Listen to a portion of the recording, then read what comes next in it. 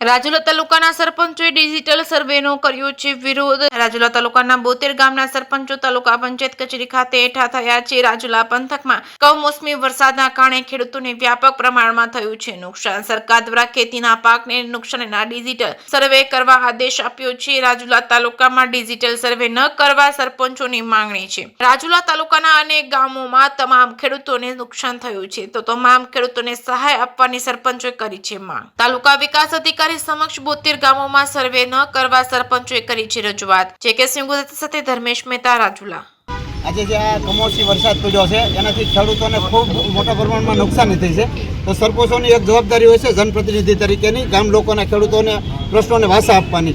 તો આજે પ્રશ્નો અમારો એવો છે કે આ સરકાર દ્વારા આજે પરિપત્ર કરવામાં આવ્યો છે કે ડિજિટલ સર્વે કરી અને ખેડૂતોને સહાય ચૂકવવામાં આવે, પણ હર વખતે ડિજિટલ સર્વે થાય છે એમાં ક્યાંક ને ક્યાંક ઘણા ખેડૂતોને અન્યાય થતો હોય છે ને જે લોકો સહાય અમુક લોકો સહાયથી વંચિત રહી જતા હોય છે। તો અમારા આ વખતે 72 ગામના સરપંચોએ નક્કી કર્યું છે કે આ કોઈ સર્વે કરવાની જરૂરિયાત નથી। લોકોએ અને જોયેલું છે કે આટલા દિવસથી વરસાદ પડે છે ને બધા પાકોને ફેલ થયા છે અને નુકસાન ખૂબ પ્રમાણમાં થયું છે। તો સરકાર જે મોટું મન રાખીને તમામ ખેડૂતોને સહાય આપે એવી અમારી માંગણી છે। સર્વેનું અને કોઈ ડિજિટલ સર્વેનું કરવાનું કામગીરી છે એ હાલ સ્થગિત કરી અને સરકાર ડાયરેક્ટ ખેડૂતોના ખાતામાં પેકેજ જાહેર કરીને એને સહાય સીધી ખેડૂતોને આપે એવી અમારી માંગણી છે।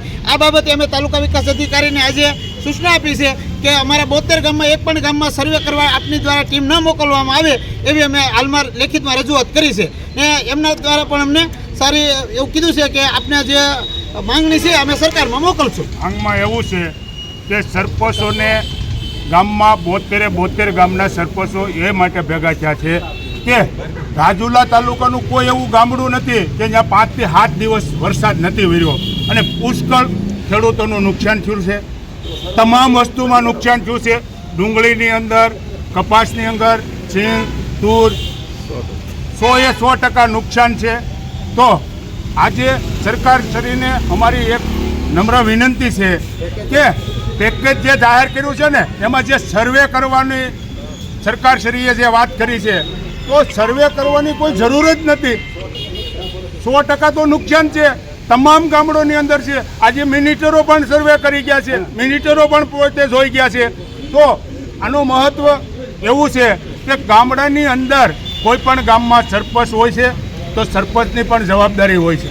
તો સરપંચની જવાબદારીમાં એવું બને છે કે 7 દિવસની અંદર સર્વે કરવામાં આવે છે તો કોઈ સંજોગે કોઈ ગામની અંદર મોટા ગામની અંદર 5 ખેડૂત 12 ગામ ગયા હોય અને કાલે કરશું પરમ દિવસ કરશું એમ કરતાં મગજમાંથી નીકળી ગયો અને એ 5 ખેડૂત વંચિત રહી જાય કે સહાય વગેરેના રહી જાય તો ગામના સરપંચની માથે પાયરો ટોપલો ઢોળાય છે।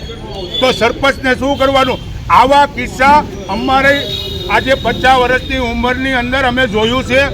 તોક્તેના વાવાઝોડાની અંદર કયેક સરપંચોને એનો સામનો કરવો પડ્યો છે। આગળ શું માંગ છે તમારી? આગળ અમારી માંગ એવી છે કે તમામ ખેડૂતોના સેટેલાઇટથી તમારું પણ સર્વે થયેલું છે, તમને પણ સરકારશ્રીને ખબર છે કે કોના ખેતરમાં સિંગ છે, કોના ખેતરમાં કપાસ છે, કોના ખેતરમાં તુવર છે, કોના ખેતરમાં ડુંગળી છે। સેટેલાઇટથી સર્વે થયેલું જ છે। સરકારશ્રી પાસે બધા ગામના સરપંચોના ડેટા છે, બધા ખેડૂતોની યાદી પણ બધી વસ્તુની જરૂર છે। નુકસાનીની કોઈ સર્વે કરવાની કોઈ જરૂર નથી। જેની ફૂલની તો ફૂલની પાકડી જે સરકારશ્રીને યોગ્ય લાગે એ ખેડૂતોને બધાને 72 ગામના ખેડૂતોને તમામને એનો લાભ મળે અને એની નુકસાનીનો એને ફૂલની તો ફૂલની પાકડી આપે એવી અમારી માંગ છે। જય હિન્દ, જય